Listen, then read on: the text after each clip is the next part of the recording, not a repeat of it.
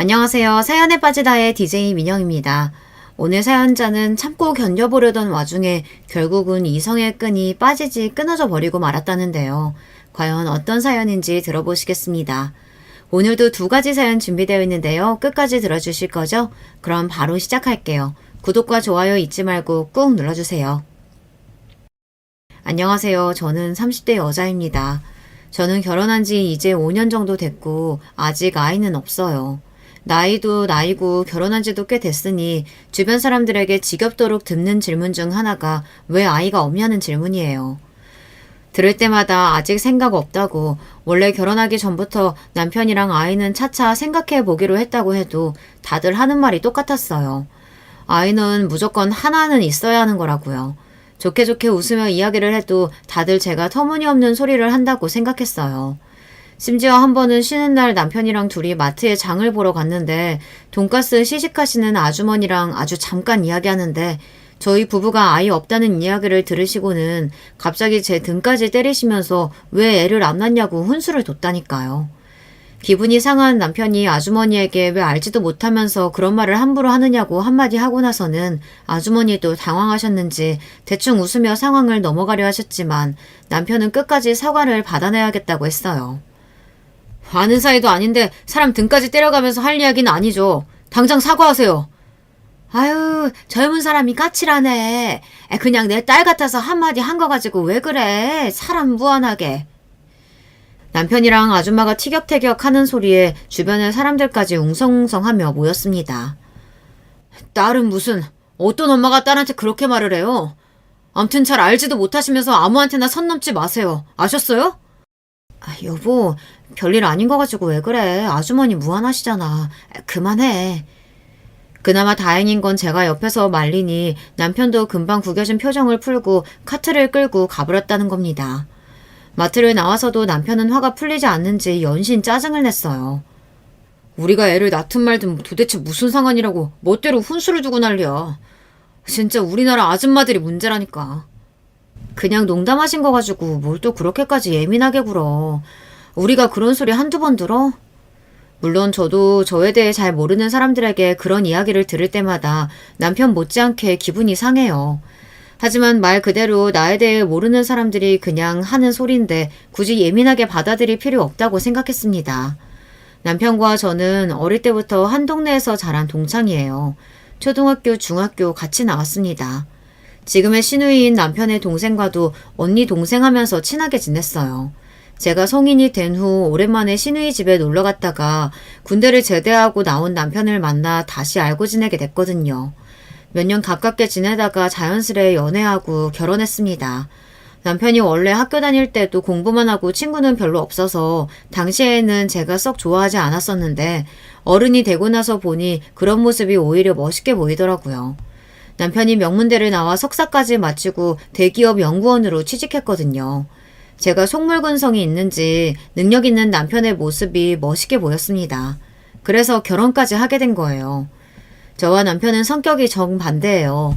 저는 무슨 일이 생겨도 크게 동요하지 않고 그러려니 하고 넘기는 성격인데 남편은 굉장히 예민하고 차가운 성격이라 누가 듣기 싫은 소리를 하면 잘 넘어가지를 못해요. 한번 기분이 상하면 상대방에게 사과를 받아야만 항상 상황이 정리됐습니다. 사실 뭐든 대수롭지 않게 넘기고 긍정적인 성격인 저와 달리 항상 철저하고 냉정한 남편의 똑부러지는 모습이 좋아서 결혼한 거예요. 저에게 없는 면이 남편에게 있는 게 어른스럽게 보였거든요. 그런데 나이가 들면 들수록 남편의 그런 점이 저를 힘들게 할 때가 있었어요. 남편은 항상 본인의 생각이 제일 옳다고 생각했습니다. 본인이 납득 안 되는 상황이 생기면 끝까지 걸고 넘어졌어요. 그런 점은 부부싸움을 할 때도 나타났어요. 한 번은 이런 적이 있었습니다. 시어머니께서 제가 한 갈비찜이 먹고 싶다고 하셔서 일이 끝나자마자 고기를 사다 시댁에 갔어요. 시어머니께서 종종 드시고 싶은 게 있으면 저에게 좀 해달라고 연락이 올 때가 있었거든요. 처음엔 저도 일 끝나고 장까지 봐서 시댁에 가기 귀찮았지만 제가 한 음식이 맛있어서 하시는 말씀인데 거절하기 어려웠습니다.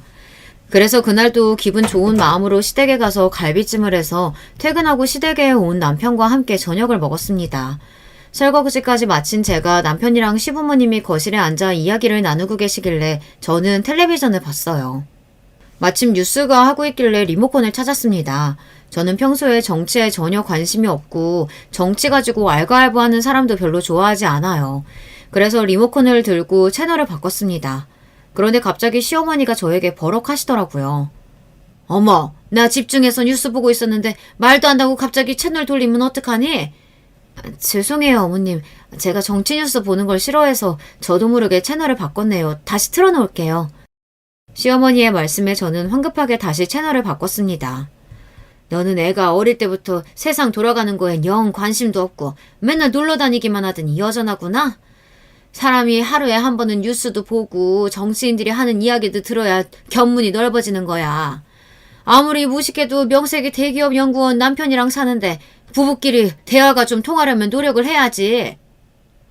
시어머니의 날카로운 말에 저는 순간 말문이 턱하고 막히고 말았습니다. 한두 번 듣는 소리도 아니었지만 매번 들을 때마다 가슴이 따끔거렸어요. 채널 좀 바꾼 거 가지고 뭘 이렇게까지 얘기해요. 은혜 원래 텔레비전은 드라마만 봐요. 복잡하고 어려운 건 딱 질색이라고. 나는 여자들 드라마 보면서 이러쿵저러쿵 떠드는 것만큼 천박해 보이는 거 없더라. 이래서 결혼은 수준 맞는 사람끼리 해야 하는 거라니까. 남편은 나름 제 편을 들겠다고 했지만 저에게 전혀 도움이 되지 않았습니다. 오히려 더 마음만 다칠 뿐이었어요. 또 어머니, 그만 좀 하세요. 부부 사이에 수준이라고 할 게 뭐가 있다고 며느리한테 그런 소리래요. 제 표정이 시무룩해지자 남편이 애써 시어머니에게 화를 냈지만 이미 다친 제 마음은 전혀 괜찮아지지 않았습니다.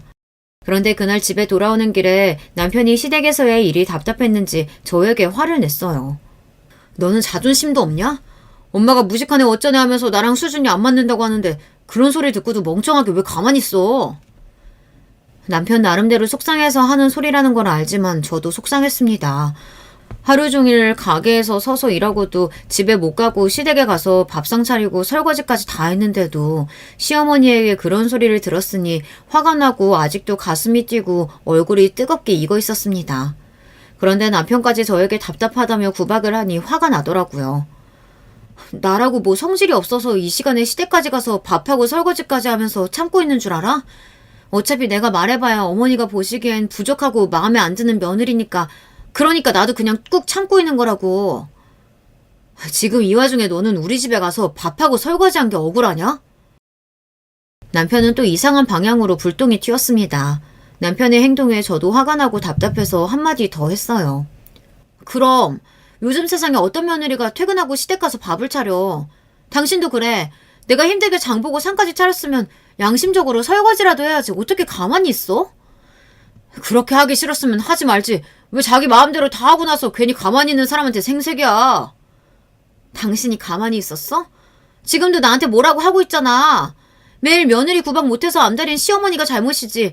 앞에서 말 못하고 가만히 있었던 내가 잘못이야? 그러니까 잘못한 것도 없으면서 맨날 꿀먹은 벙어리처럼 당하고 있지 말고 말을 하라고. 남편은 항상 이런 식이었습니다. 본인이야 하고 싶은 것만 하고 살고 하기 싫은 건 안 하면서 살아서 모르는 거죠. 제가 시댁에서 할 말 다 하고 하기 싫은 건 안 하고 살 수 없는 사람이라는 걸 전혀 모르고 있었습니다. 사실 결혼해서 지금까지 이런 일이 한두 번이 아니었어요. 사실 시어머니께서 결혼 전부터 저를 좋아하지 않으셨어요. 어릴 적 동네에서 그냥 알고 지낼 때야 저에게 아무 관심도 없으셨으니까 몰랐지만 알고 보니 제가 시누이랑 어울려 다닐 때부터 저에 대해 썩 좋지 않으셨나 보더라고요. 집도 가난하고 공부도 잘 못하는 제가 남편과 엮일 줄은 생각도 못하셨나 봐요. 저와 남편이 처음 결혼하겠다고 시댁에 인사 갔을 때 시어머니는 농담하지 말라고 그런 거로 장난치는 거 아니라고까지 하셨습니다. 대놓고 결혼은 절대 안 된다고 하신 건 아니었지만 시누이 말로는 시어머니께서 제가 인사를 드리고 돌아가고 나서 남편에게 정말 저와 결혼하려고 하는 게 맞느냐고 몇 번이나 물으셨다고 하더라고요. 아무리 어렸을 때부터 친구라도 사람이 어느 정도 수준이라는 게 맞아야지. 동네에서 생선이나 파는 집 딸내미랑 네가 어울리기나 해? 우리 집도 지금이야 아버지가 잘 풀려서 사장님 소리 듣는 거지. 어릴 때야 시장에서 장사한 거 똑같은데 무슨 그런 소리래. 부부가 수준 맞을 필요가 뭐가 있어. 서로 좋아하면 되는 거지. 실제로 시어머니와 남편이 대운 대화를 시누이에게 듣고 나서 저는 한동안 마음이 쓰여 남편에게 연락을 못할 정도였어요. 혹시나 시어머니의 말을 듣고 고민하다 저와 결혼을 못하겠다고 할까봐서요. 어릴 때 시부모님이랑 친정부모님은 같은 시장에서 장사를 하셨어요. 저희 친정부모님은 생선 가게를 하셨고 시부모님은 냉면을 하셨어요.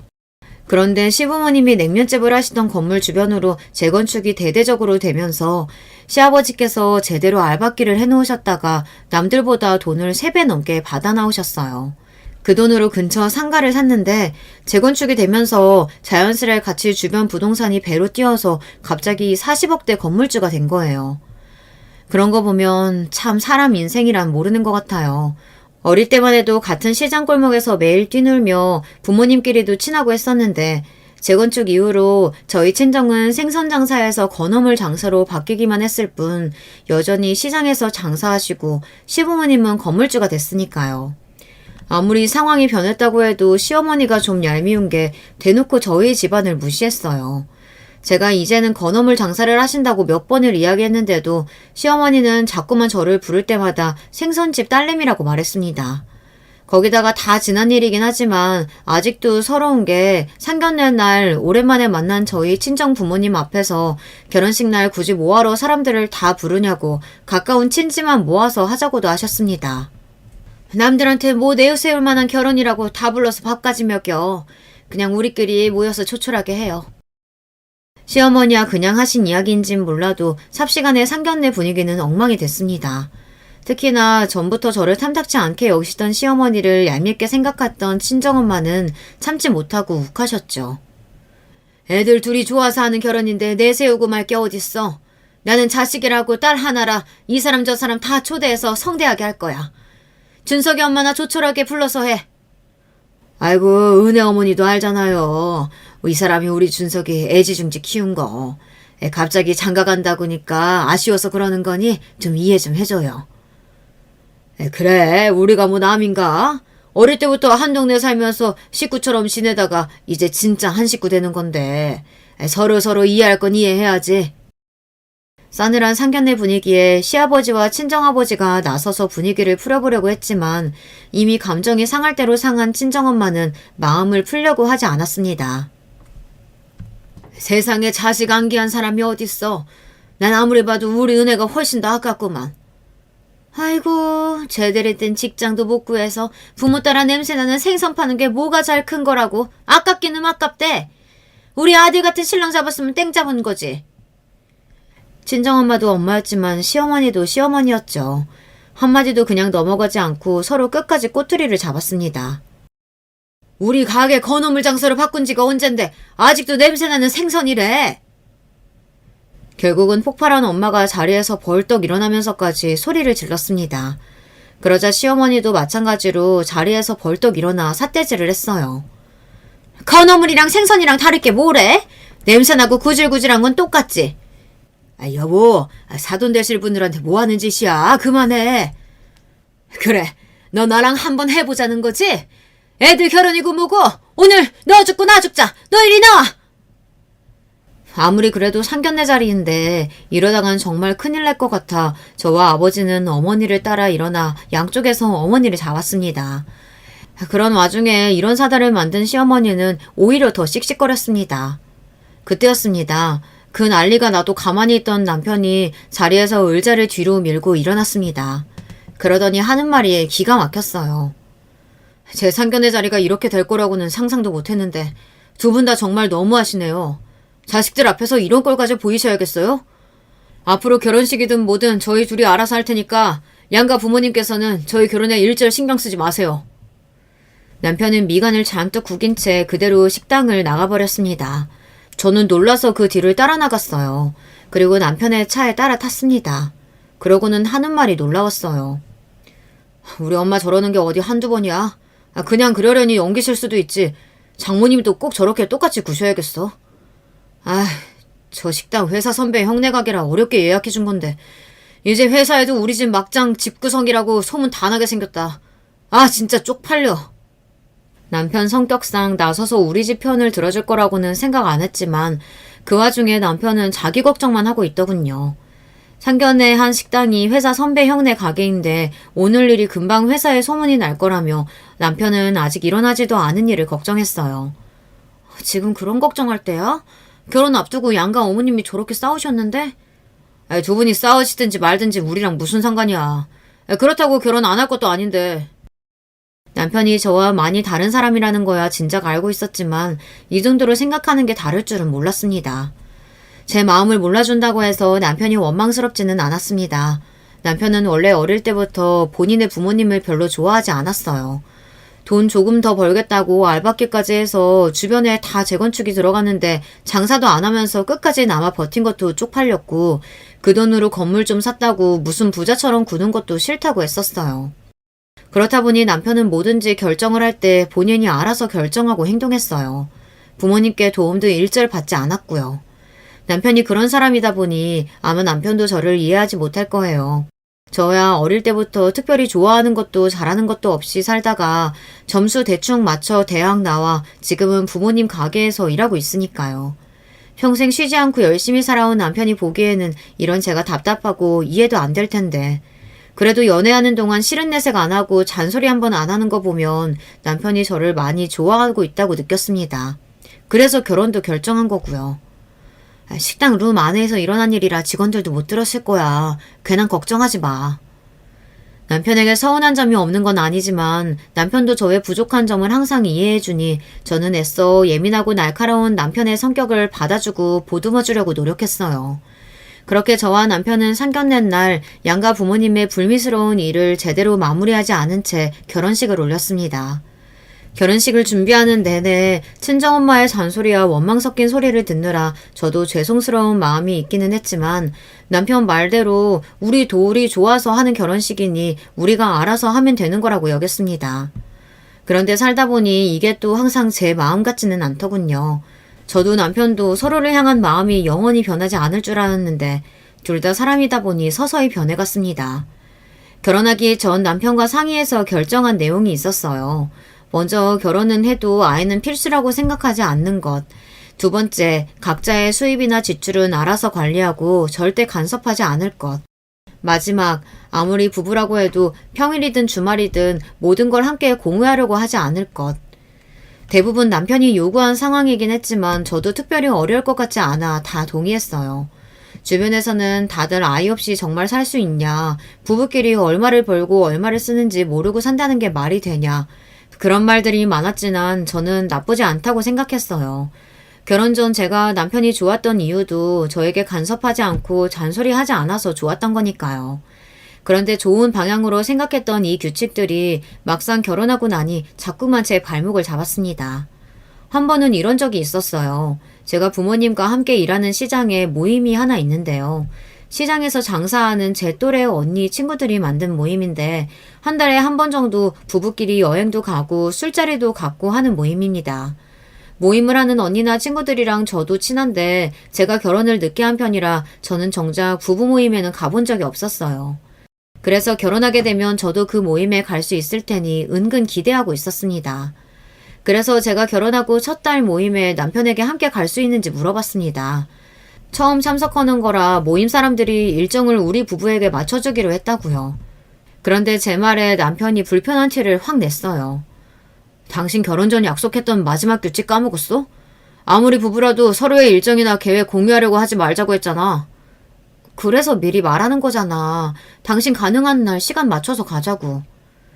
저는 남편의 말과 의도가 무슨 뜻인지 정확히 이해가 되지 않았습니다. 제가 생각한 마지막 규칙은 서로 피곤하고 쉬고 싶을 때 갑자기 영화를 보러 가자고 조른다거나 미리 말도 없이 친정이나 시댁에 가자고 한다거나 이런 걸 하지 말자는 정도로 생각했어요. 내가 당신 같이 일하는 사람들 모임에 뭐하러 가? 당신이나 갔다 와. 남편은 아예 모임에 갈 생각이 없다는 말이었어요. 부부 동반 모임인데 나만 어떻게 혼자 가? 결혼 전부터 내가 말했잖아. 나랑 친한 언니랑 친구들이라고. 나도 결혼하면 꼭 가고 싶다고. 저는 너무 황당하고 억울해서 목소리까지 커졌습니다. 아무리 가기 싫어도 그렇지 어떻게 생각도 안 해보고 곧바로 안 간다고 할 수 있는지 모르겠더라고요. 내가 언제 내 친구들 모임이나 직장 사람들 모임에 당신더러 같이 가자고 한 적 있어? 나는 당신 불편할까봐 미리 배려하는 거야. 당신도 나를 위해서 좀 배려해줬으면 좋겠어. 남편을 보고 있으면 항상 말은 그럴듯하게 하는 것 같았지만 결론적으로 보면 항상 본인이 하고 싶은 대로 했습니다. 제가 원하거나 제 생각은 별로 중요하지 않은 것 같았어요. 나는 당신 친구들 모임이나 직장 사람들 하는 모임에 가도 상관없어. 하나도 안 불편해. 부부싸움이라는 게 서로 말이 안 통하다 보니 결국은 목소리가 커지더군요. 다툴 때 감정만 앞세우고 소리 지르는 걸 제일 싫어하는 남편에게 그 모습을 보이고 말았습니다. 이래서 딸은 친정엄마랑 닮는다는 말이 있는 건가? 너 지금 장모님이랑 말투며 표정이며 똑같아.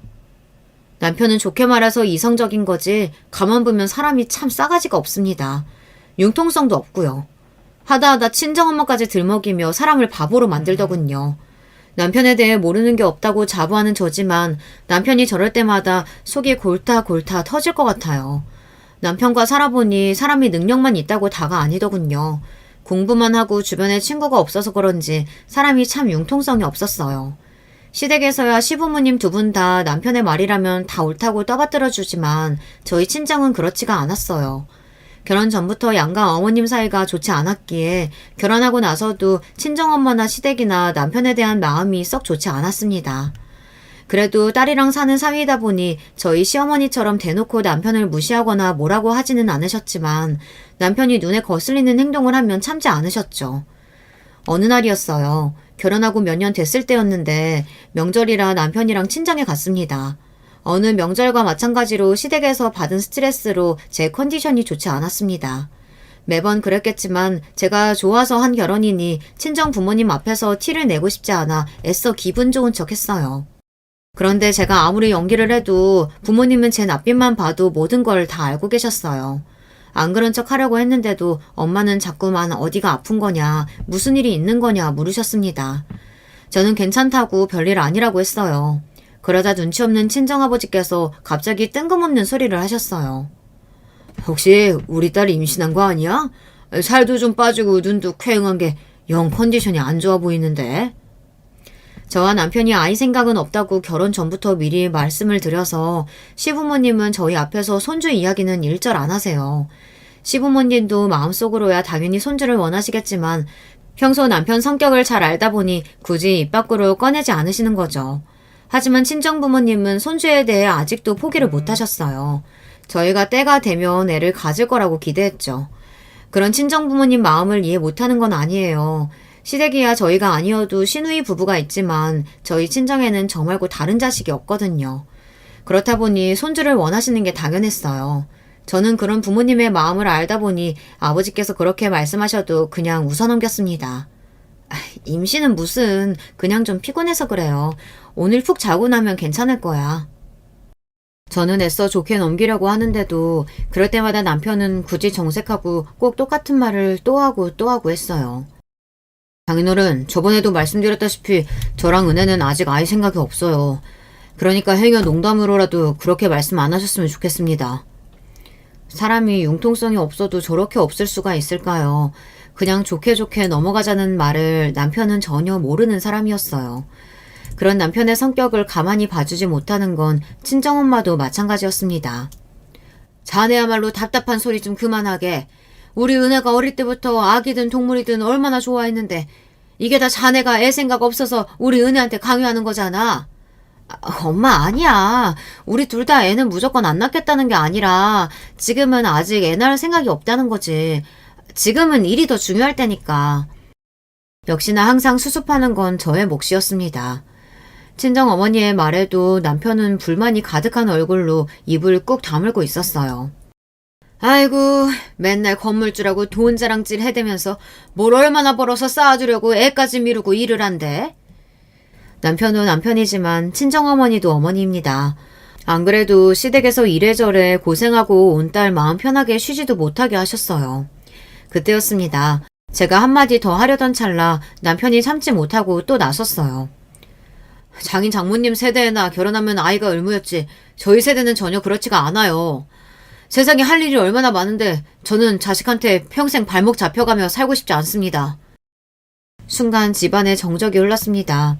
웬만해서 모든 말을 다 받아치는 친정어머니마저 말문이 막혔는지 어안이 벙벙하다는 눈빛으로 혀만 끌끌 찼어요. 명절이라고 오랜만에 친정에 간 거였는데 역시나 또 남편 때문에 분위기가 흐려져 대충 저녁만 먹고 집에 왔습니다. 그날도 집에 돌아와 저는 남편이랑 티격태격 했습니다. 남편을 도무지 이해하려고 해봐도 이해가 되지 않아서요. 나도 시댁에 가서 별의 말만 다 들어도 웬만하면 다 참고 오잖아. 내가 백날 이야기한다고 해서 어른들 생각 안 바뀌니까. 근데 당신은 우리 집에 갈 때마다 부모님 하시는 말씀에 꼭 그렇게 토를 달아야 직성이 풀려? 그냥 좀 웃으면서 넘길 수 없어? 진심으로 궁금해서 남편에게 물었습니다. 남편과 살면 살수록 느끼는 건데 남편은 냉정하고 이성적이라기보단 사회성이 좀 부족해 보여요. 아니면 자기 자신 말고 다른 사람의 생각이나 마음 같은 건 전혀 신경 쓰지 않는 것 같았습니다. 시어머니는 제 자존감을 뭉개가며 할 말 못할 말 구분 안 하고 하세요. 그래도 저는 참습니다. 반면에 저희 친정부모님이 하시는 정도는 보통 부모라면 다들 하시는 이야기예요. 그런데도 남편은 본인이 하고 싶은 말을 참으면 죽기라도 하는 병에 걸리기라도 한 사람처럼 할 말이 있으면 참지를 못했어요. 시어머니도 시어머니였지만 남편의 그런 모습에 저는 슬슬 지쳐갔습니다. 그러던 어느 날이었어요. 시댁이든 친정이든 힘든 일이 있더라도 삶은 또 살아야 하니 애써 지난 일은 잊고 열심히 살았습니다. 저는 시장에서 일하다 보니 새벽 5시에 일어나서 출근해요. 남편도 워낙 부지런한 사람이라 제가 일어날 때 같이 일어납니다. 대신 남편은 헬스장에 운동하러 가요. 본인 몸이나 건강을 굉장히 챙기거든요. 운동 가기 전에 제가 만들어준 샐러드와 과일 주스를 가지고 나갑니다. 물론 자기 건강 챙기고 몸 챙기는 거 좋습니다. 그런데도 그것마저도 저를 피곤하게 하니 힘들었어요. 혹시나 제가 장을 못 봐서 샐러드나 주스가 부실하면 그렇게 인상을 쓰고 구박했습니다. 내가 아침상을 거하게 차려달라는 것도 아니고 고작 샐러드랑 과일 몇 개 갈아주는 건데 그것도 귀찮아서 점점 부실해지는 거야? 고작이라니. 나도 출근 준비하면서 매일 야채 사서 씻고 다듬는 게 얼마나 힘든 일인데. 오늘 퇴근하고 오면서 재료 사올 테니까 오늘은 그냥 좀 먹어. 남편이 그런 소리를 할 때마다 저는 서운하다 못해 서럽습니다. 사실 제가 말을 안 해서 그렇지 저도 새벽에 나가서 저녁에 들어오는데도 집안일은 전부 다 제가 해요. 항상 모든 공평하게 철두철미한 사람이 집안 돌아가는 일에는 전혀 관심이 없습니다. 결혼 초기에는 할 줄 몰라서 그런가 보다 싶어 한두 번 제가 가르쳐줬어요. 밥이나 설거지는 몰라도 청소, 빨래하는 정도는 할 수 있겠지 싶어 가르쳤습니다. 그런데 몇 번을 가르쳐줘도 먼저 하려고 하지를 않았어요. 심지어 본인은 손 하나 까딱 안 하면서 잔소리는 또 어지간히 해댑니다. 한 번은 쉬는 날이라 좀 늦게까지 잠을 자고 있는데도 남편은 무슨 급한 일이라도 있는 것처럼 다급하게 깨우더라고요. 저는 피곤해서 잘 떠지지도 않는 눈을 간신히 떴어요. 그러자 남편이 웬 티셔츠를 들고 제 앞에 들이밀더군요. 나 오늘 회사 체육대회라 이 티셔츠 입고 간다고 했잖아. 안 데려놨어? 저는 순간 꿈을 꾸는 줄 알았습니다. 평소에 잘 입지도 않는 면 티셔츠를 들이밀면서 안 데려놨냐고 하는데 기가 막혀서요. 오늘 체육대회라며 누가 셔츠도 아니고 면 티셔츠를 다려서 입어. 저는 살다 처음 들었습니다. 면 티셔츠를 다리미로 다려서 입는다는 소리를요. 암튼 남편은 뭐든지 유난이었어요. 아무리 회사 체육대회라도 회사 사람들이랑 하는 건데 평소처럼 깔끔하게 입고 가야지. 다 구겨진 티셔츠나 입고 가야겠어. 저도 전날 너무 일이 많아 피곤해서 그런지 남편의 말 하나하나가 다 거슬렸습니다. 저는 순간 욱해서 이불을 차고 침대에서 벌떡 일어났어요. 당신이 체육대회에 깔끔하게 입고 가고 싶었으면 진작에 다려놨으면 됐잖아. 그걸 왜 내가 다려? 내가 다림질을 어떻게 해. 결혼 전에는 엄마가 항상 내 속옷까지 다려줬었는데. 짐심 남편의 태도가 너무 짜증나서 울분이 단전에서부터 끌어올랐어요. 내가 당신 엄마야? 당신 엄마가 해주던 일을 왜 나한테 이야기해? 그까지 티셔츠가 그렇게 중요하면 지금이라도 엄마한테 가서 다려달라고 하든지. 평소와 달리 더 흥분한 저의 모습에 남편도 더는 할 말이 없었는지 들고 있던 티셔츠를 획 가지고 나가버렸어요. 저도 참을 만큼 참았습니다. 부부라는 게, 가족이라는 게 모든 일방적인 희생만 있으면 안 되는 것 아닌가요? 남편은 결혼 전과 똑같이 사는 것 같은데 제 삶만 달라졌습니다.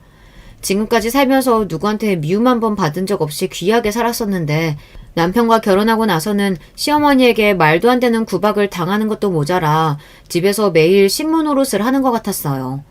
남편은 제가 필요한 부분이나 요구사항은 들어주지도 않으면서 본인이 원하는 것과 본인이 원하는 요구사항은 언제든 제가 다 들어주는 게 당연하다고 여겼어요. 그런데 얼마 뒤 믿기지 않는 일이 벌어졌습니다. 그날 남편이 몸이 좋지 않아 출근하지 않고 집에서 재택근무를 하고 있었어요. 평소 잘 아픈 사람이 아닌데 몸이 안 좋다고 하길래 저도 걱정돼서 가게에 나갔다가 일찍 집에 돌아왔습니다. 집에 돌아왔더니 남편이 씻고 있는지 욕실에서 물소리가 나고 방에 컴퓨터가 켜져 있더라고요. 저는 죽이라도 좀 끓여줄까 싶어 주방으로 가려던 참이었습니다. 그런데 남편의 컴퓨터 화면에 카톡창이 연신 반짝이더군요. 저는 호기심에 슬쩍 남편 컴퓨터를 확인했습니다. 남편이 대화하던 상대는 유대리라는 직원이었어요. 그런데 대화 내용이 일 이야기는 아닌 것 같더라고요. 자세히 보니 사적인 이야기를 하고 있었어요. 더군다나 그 사적인 이야기가 바로 제 이야기인 것 같더라고요. 우리가 애가 있어 뭐가 있어. 그까지 청소 빨래 정도는 본인이 할 수도 있는 거지. 꼭 불공평하다면서 꾸역꾸역 잘하지도 못하는 나한테 시킨다니까. 내가 이래서 애를 안 낳는다는 거야. 애 낳아봐. 이거 해라 저거 해라. 얼마나 잔소리하겠어. 에이, 부모님 반대까지 무릅쓰고 결혼할 만큼 좋아했다면서 이제 와서 왜 넘살이세요? 그거야, 애가 순진하고 물러쳐져서 내 말이라면 죽는 신용이라도 할래니까 그래서 그런 거지. 근데 마누라도 나이 드는지 점점 드세져. 깡패 장모님이랑 완전 똑같다니까. 에휴, 과장님, 드센 여자 안 좋아하시는데 큰일 났네요. 저는 순간 제 두 눈을 의심했습니다. 이게 정말 남편이 회사 후배와 주고받은 말이 맞나 싶어서요. 저는 너무 놀라고 화가 나서 죽이고 모구 그대로 집을 나와버렸어요. 저런 인간 뭐가 이쁘다고 죽을 끓여주겠어요. 마음 같아서는 아파서 죽든지 말든지 상관하고 싶지 않더라고요. 그날 이후로는 남편을 보는 게 불편했습니다. 그나마 있던 정마저 다 떨어진 건지 정말 눈도 마주치고 싶지가 않았어요. 그런데 마음이 불편한 건 저뿐만이 아닌 것 같더군요. 남편도 뭔가 전과 달라졌어요. 워낙 합리적인 걸 중요하게 생각하는 사람이라 원래 야근이나 회식도 잘 안 했어요.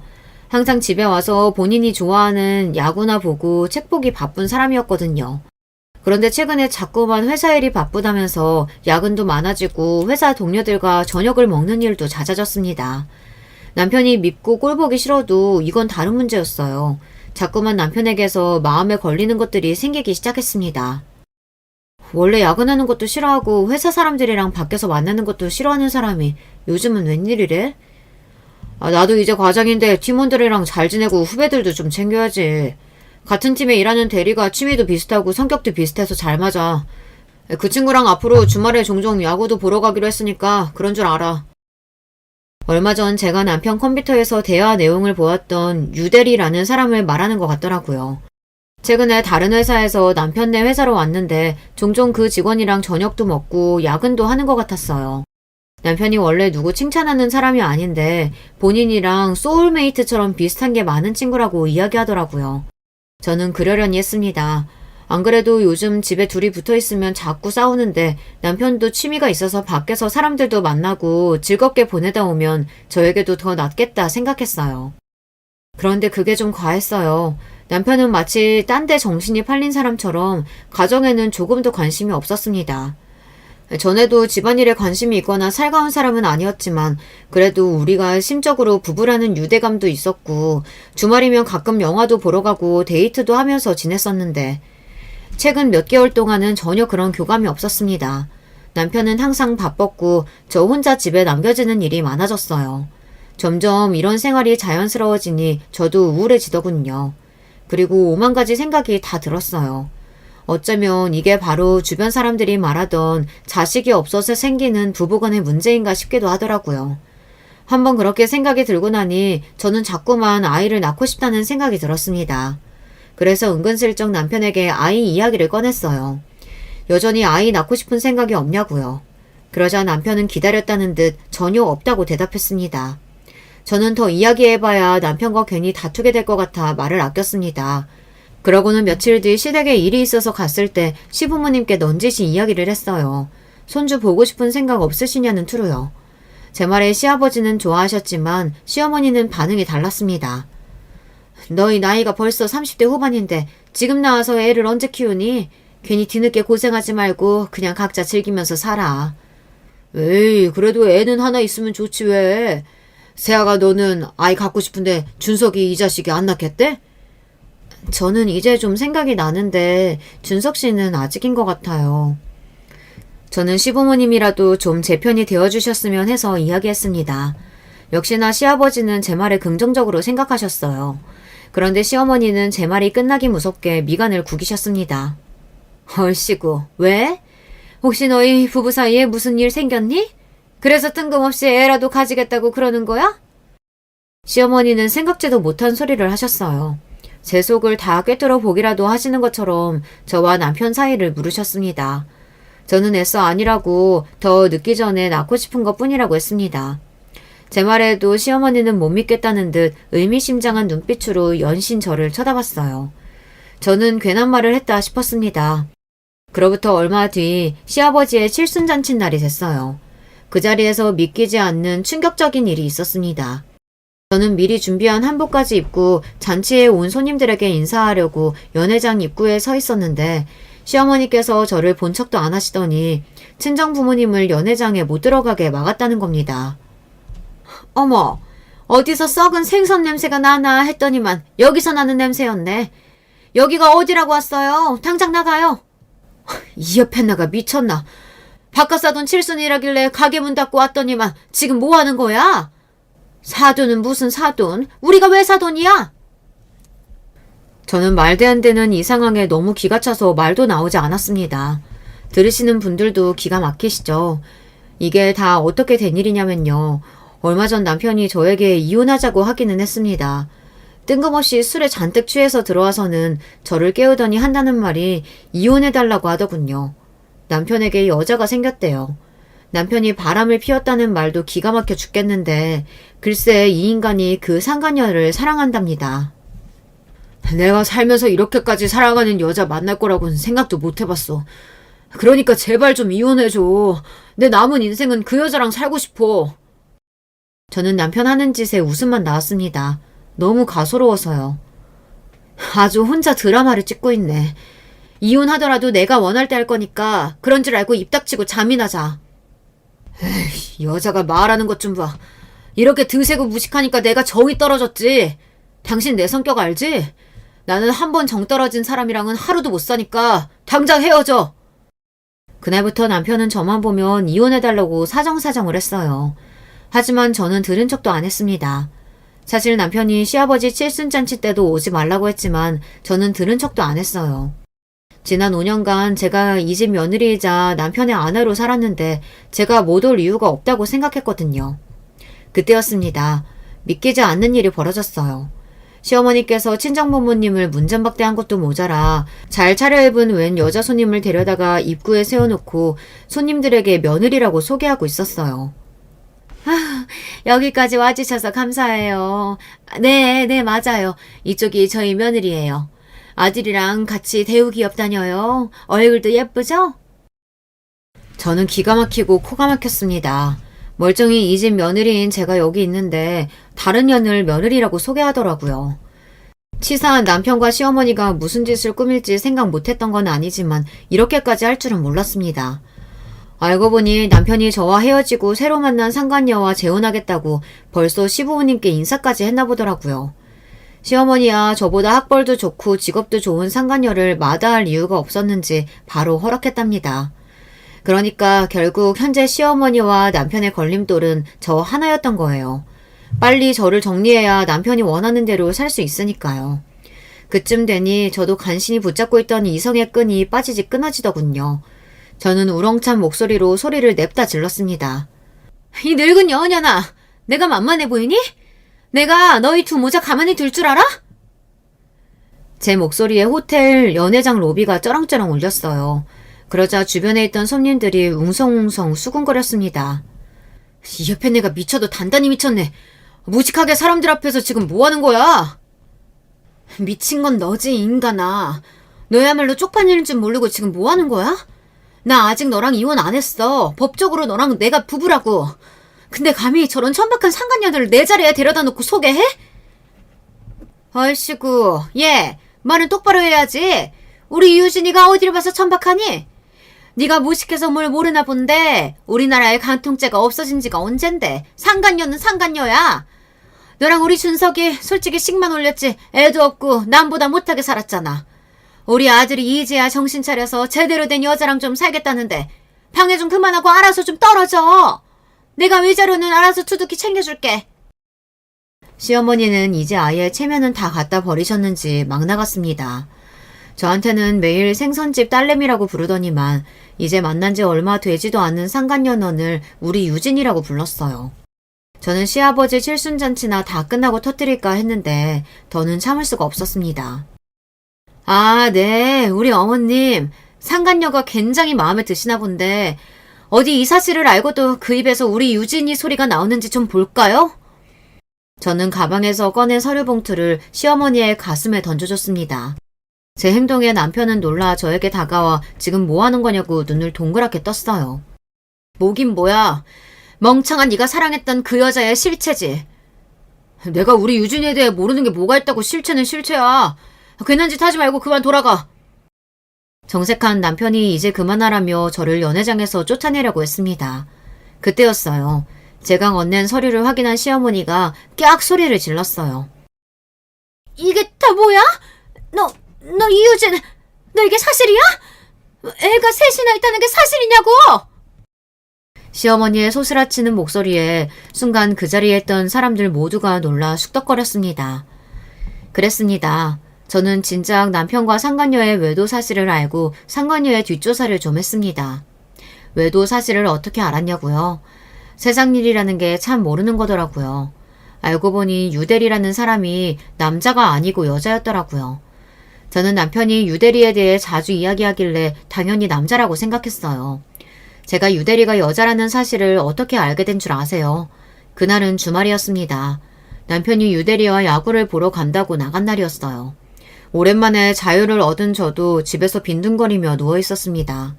그런데 채널을 돌리다가 우연히 남편이 보러 갔다던 야구 중계를 보게 됐어요. 저야 야구의 야자도 잘 모르지만 남편이 응원하는 팀이 잘 못한다는 건 익히 들어 알고 있었어요. 그런데 웬일로 이기고 있더라고요. 오랜만에 야구장 간 건데 해타팀이 이기고 있어서 좋아하고 있겠네. 어머, 저게 뭐야? 저 사람 지금 저기서 뭐하고 있는 거야? 본인이 응원하는 야구팀이 맨날 진다고 징징거리더니만 때마침 남편이 직관하러 간 날 이기고 있으니 남편이 좋아하고 있겠구나 싶었어요. 잠깐 야구를 보다가 채널을 바꾸려던 그때 충격적인 장면을 제 두 눈으로 보고야 말았습니다. 운명처럼 한 선수가 홈런을 쳐서 공이 객석으로 날아가던 그 순간 야구장 카메라가 객석에 있던 남편을 잡았는데 남편 옆에 처음 보는 여자가 떡하니 앉아있더라고요. 심지어 둘이 좋아서 손을 꼭 잡은 모습이 그대로 텔레비전 화면에 잡혔어요.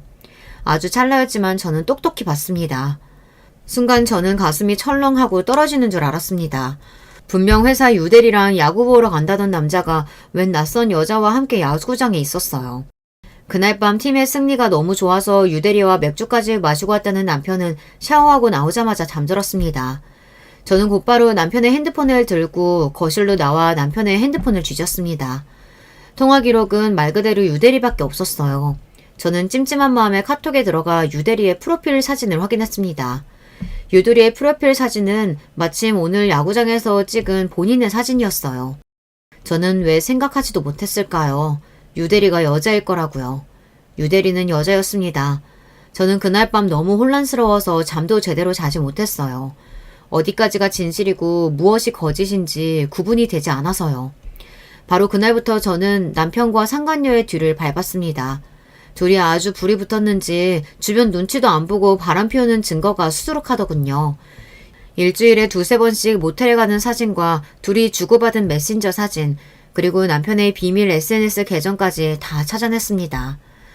남편과 그 상간녀 연애 뒷조사를 하던 중 저는 놀라운 사실을 알게 됐습니다. 제가 운이 좋은 건지 나쁜 건지 인연이 보통 년이 아니더라고요. 남편네 회사에 오기 전 다녔던 회사에서도 스캔들이 생겨서 회사를 그만둔 거였어요. 알고 보니 인연이 상습적인 가정 파괴범이더라고요. 항상 유부남들에게 접근해 이혼하게 하고 남자 재산을 가로챘어요. 더군다나 애가 셋이나 있더라고요. 정식으로 결혼은 한 번도 안 했는데 낳은 애만 셋이에요. 애 셋이 다 생물학적인 아버지가 다르더라고요. 가관도 이런 가관이 없었습니다. 저는 절로 웃음이 나왔어요. 공부만 할 줄 알았지 세상 물정이라고는 모르더니만 남편이 당해도 제대로 당했어요.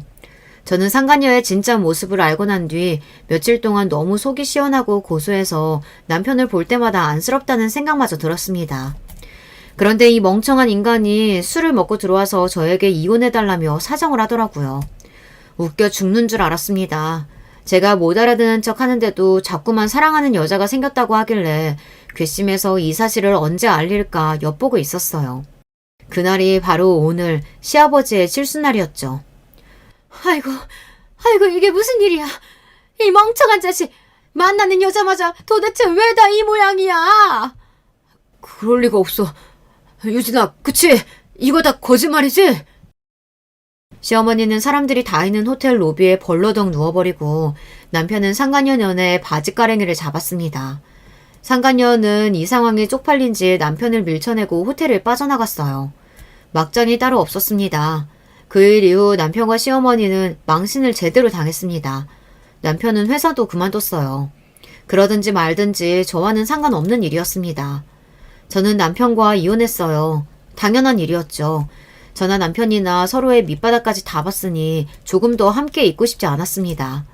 자존심 강한 사람이니 이혼 후에 저에게 연락도 하지 않지만 전 신우이에게 듣기로는 남편이 많이 후회하고 있답니다. 인생을 잘못 산 것 같다고 다시 시작할 수만 있다면 저와 다시 시작하고 싶다고 한대요. 저는 그 말을 듣는 순간 온몸에 소름이 돋았어요. 남편이란 인간이 너무 싫어서요. 더는 연민조차 남아있지 않았습니다. 제 5년의 결혼 생활은 그렇게 막을 내렸습니다. 5년이라는 시간이 길다면 길고 짧다면 짧지만 저에게는 너무나 많은 걸 깨닫게 해줬어요. 이제 이혼역이긴 하지만 아직 앞날이 창창한 저에게 응원의 댓글 많이 남겨주세요. 끝까지 저의 이야기 들어주셔서 감사합니다. 여러분의 가정에는 행복한 일들만 항상 가득하시길 바랄게요. 안녕하세요. 저는 35이 된 주부입니다. 저는 의사 남편과 의사 시아버지가 있는 겉으로 보기엔 너무나 부러울 것 없는 결혼 생활을 하고 있었다고 모두들 부러워했던 여자입니다. 그런데 정작 저는 8년간의 결혼 생활이 정말 지옥과 같았습니다. 저의 이 기막힌 이야기 들어보실래요? 저는 어렸을 때 열이 심하게 나서 피부병이 올라와 아토피로 발전을 했었습니다. 그래서 저희 부모님은 저를 정말 살얼음판을 걷는 심정으로 키우셨다고 합니다. 하도 알러지가 심해서 먹어도 되는 음식보다 먹으면 안 되는 것들이 더 많을 정도였는데요. 그 중에 제일 심했던 게 새우 알러지였어요. 그래서 저희 집은 어머니가 새우를 한 번도 밥상에 올리지 않으셨습니다.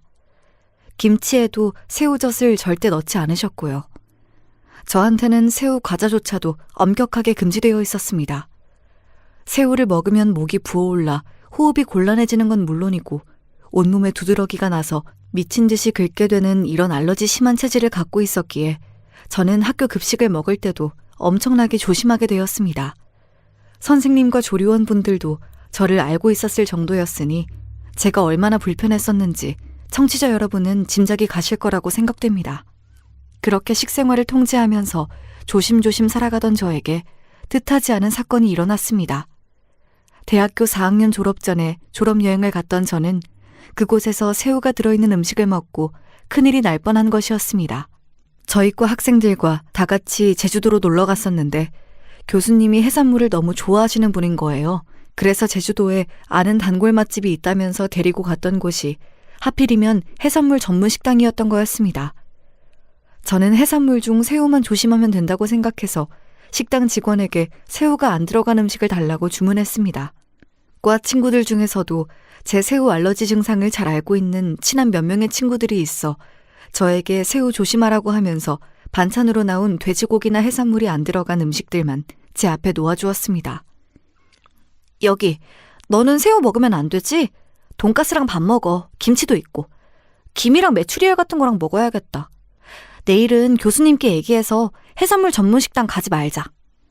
제 베스트 프렌드였던 친구가 저를 배려해서 최대한 해산물을 피해서 저에게 반찬들을 권하며 제 앞에 놓아주었습니다. 그 친구에게 고마워하면서 밥을 먹고 있는데 그 해산물 좋아하신다는 교수님이 제 옆으로 다가오시더니 이렇게 말씀하시는 게 아니겠어요? 아니, 자네는 왜 해신탕은 안 먹고 이렇게 맛없는 반찬들만 놓고 밥을 먹고 있나? 얼마나 맛있는데 해신탕이. 요즘 젊은 세대들은 해산물을 싫어해서 큰일이야. 해산물을 많이 먹어야 머리가 좋아지는 것도 모르고 말이야. 아, 교수님, 제가 새우에 알러지 반응이 있어서 못 먹어요.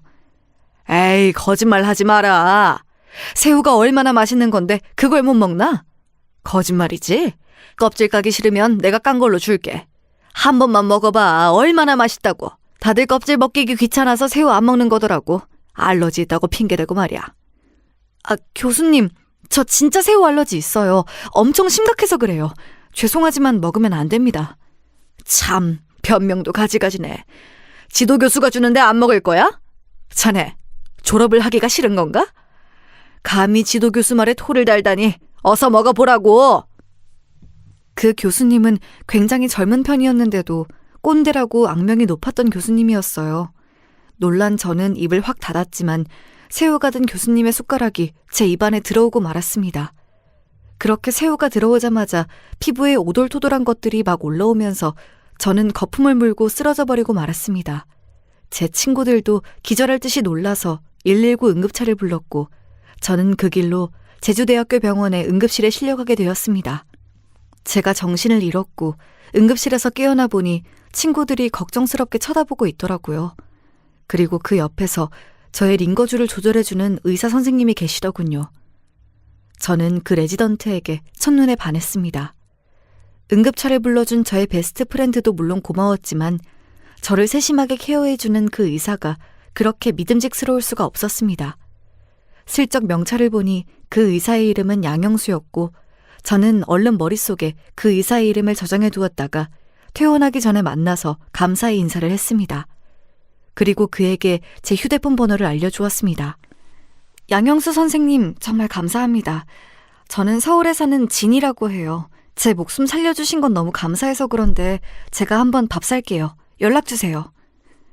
아, 제가 할 일을 했을 뿐인데요. 보답은 필요 없습니다. 제가 집이 서울에 있는데 본가 갈 때 한번 연락드릴게요. 건강 조심하시고요. 그렇게 한번 만날 기회를 잡아서 저는 형수 씨를 만났고 한 번, 두 번 만나다 보니 형수 씨도 저에게 관심을 갖게 되어 대학을 졸업하고 나서는 그 사람과 본격적으로 사귀기 시작했습니다. 그 사람이 지금의 남편이고요. 남편은 시아버지가 의사여서 본인도 고민 없이 의대의 길을 선택했고 집안의 장손으로서 해야 할 일을 했다고 생각하는 정말 조선시대 선비 같은 사람이었습니다. 그러나 연애를 하던 시절에는 그런 바르지만 융통성 없는 성격조차도 좋아 보이는 것이었습니다. 제가 눈에 콩깍지가 많이 씌었었나 봅니다. 저는 형수 씨가 다른 여자들을 눈에 담기 전에 저한테 오도록 만들어야겠다고 생각했고 그 사람이 서울로 올라와 서울대학교 병원에서 당직을 설 때마다 도시락을 싸서 당직실로 찾아갔습니다. 형수 씨는 그런 정성을 들인 저에게 홀딱 빠지게 되었고 드디어 저는 형수 씨의 부모님에게 인사를 드릴 기회를 잡게 되었습니다.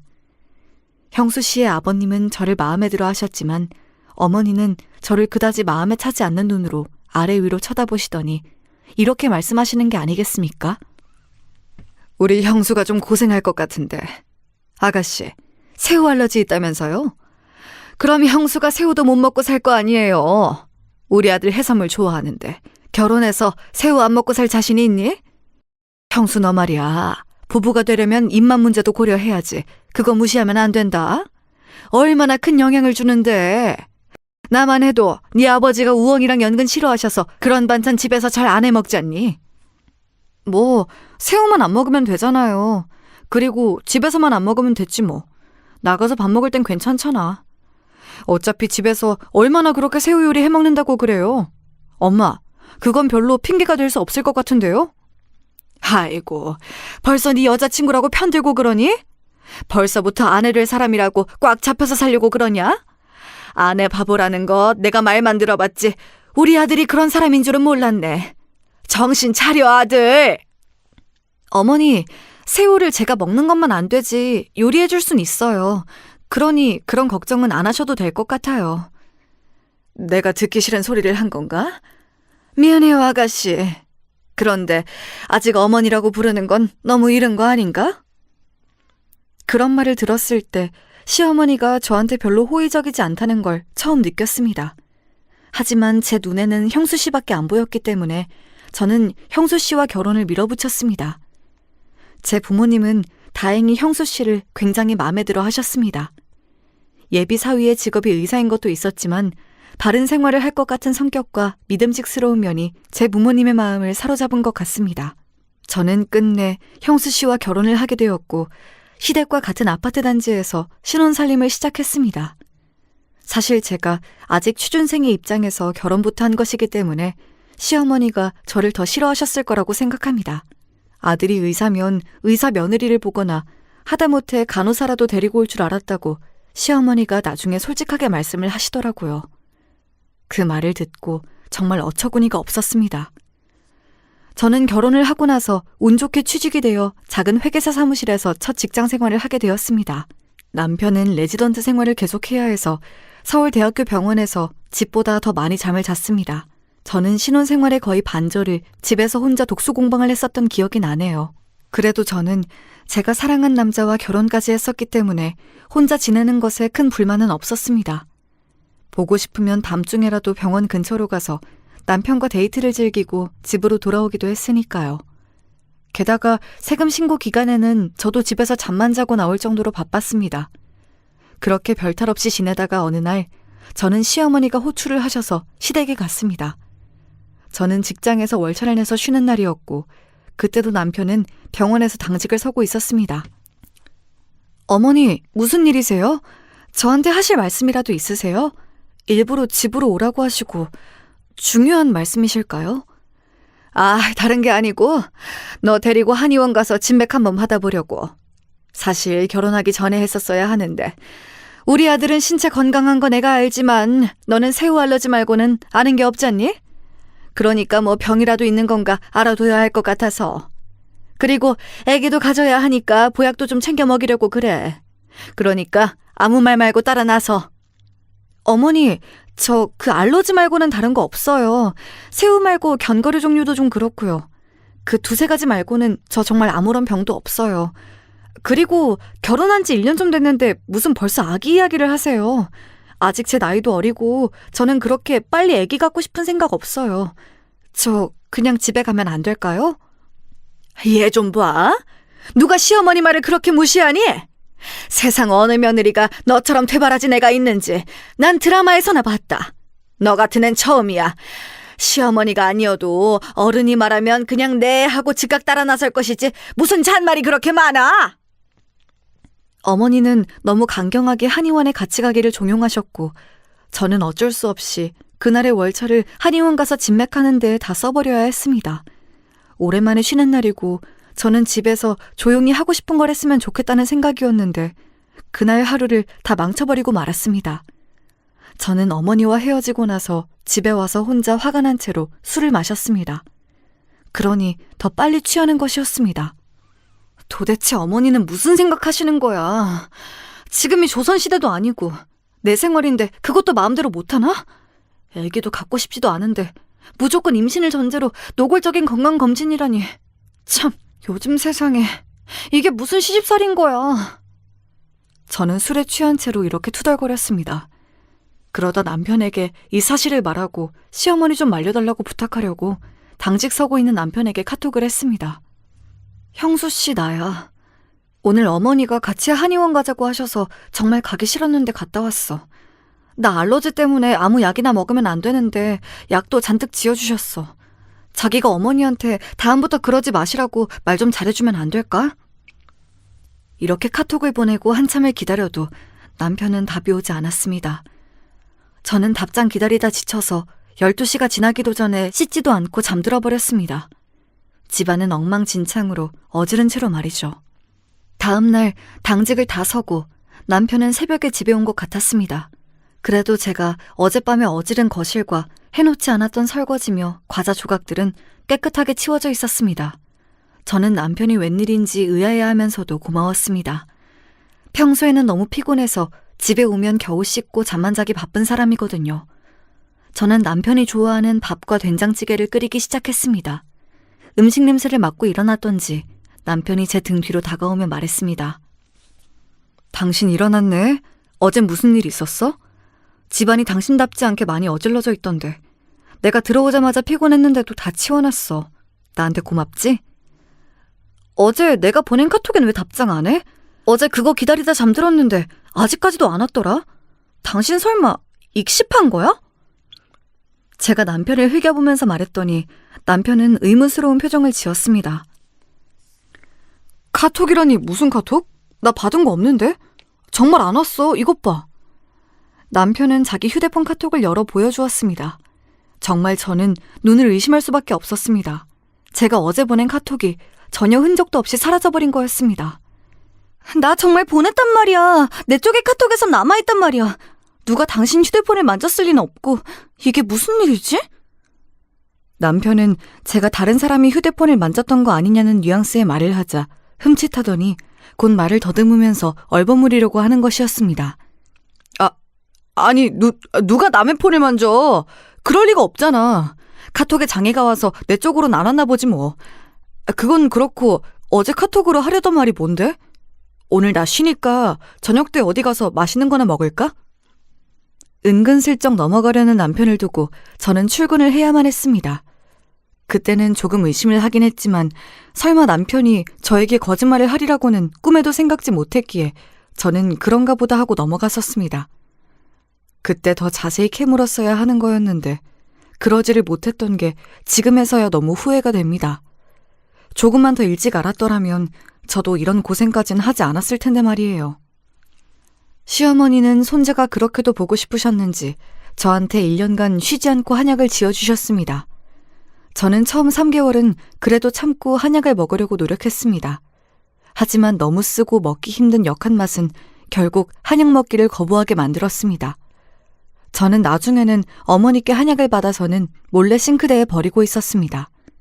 아이는 생기지 않았죠. 어머니는 계속 이상하다 하시면서도 쉽게 포기하지 않았습니다.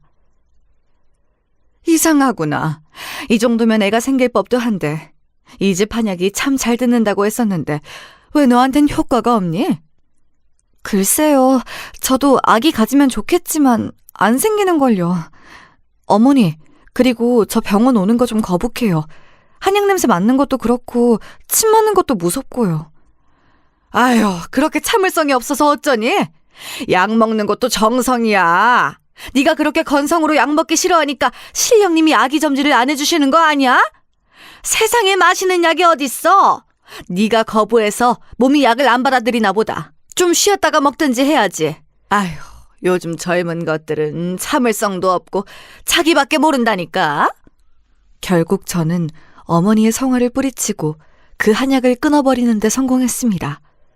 그리고는 바로 산부인과에 가서 피임기구를 몸 안에 넣는 수술을 했습니다.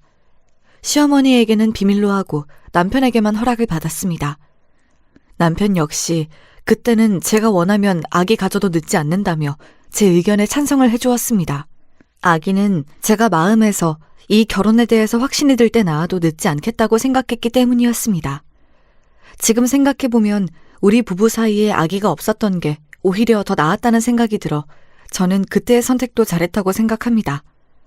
만약 남편과의 사이에 애가 있었다면 지금 일어나는 일들도 저는 더 견디기 어려웠을 거고 이 사람과 쉽게 헤어지지도 못했을 것이니까요.